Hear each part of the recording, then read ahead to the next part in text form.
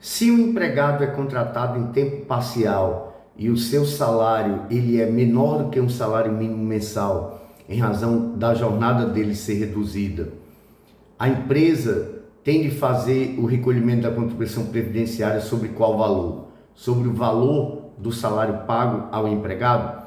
Eu sou o professor Luiz Medeiros, fique comigo até o final do vídeo que eu vou explicar o que é que a Constituição Federal diz sobre a questão de uma competência ser recolhida considerando uma base de cálculo inferior a um salário mínimo.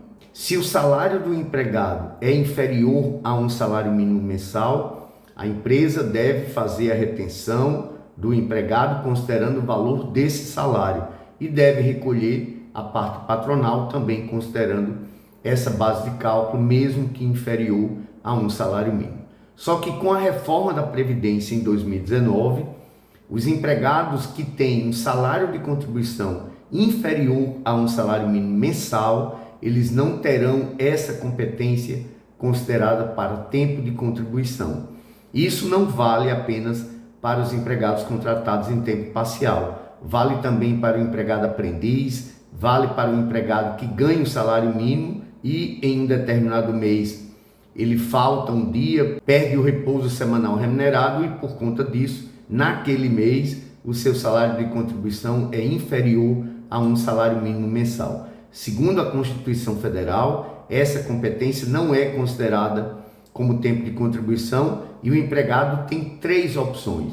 Ele pode recolher a diferença até o valor do salário mínimo mensal, pode depois agrupar competências cuja base de cálculo é inferior a um salário mínimo mensal, então ele pode agrupar 2, 3, 4 competências para transformar em uma, duas competências, por exemplo, ou ele pode também pegar o valor excedente em um determinado mês, que por exemplo ele tenha recolhido sobre um valor maior do que um salário mínimo, ele pode pegar essa parte excedente e completar uma outra competência que tenha sido recolhida considerando um valor inferior ao salário mínimo mensal. O empregado, se ele não fizer isso, ele não terá considerada como tempo de contribuição essas competências recolhidas a menor.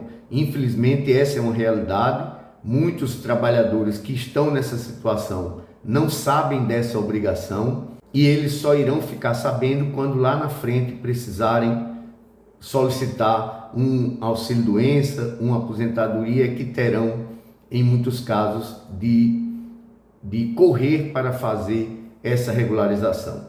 Então, as empresas não têm responsabilidade quanto a fazer esse complemento, quanto a tomar as medidas. Esse procedimento deve ser feito diretamente pelo empregado perante o INSS. Fica aqui a dica do professor Luiz Medeiros.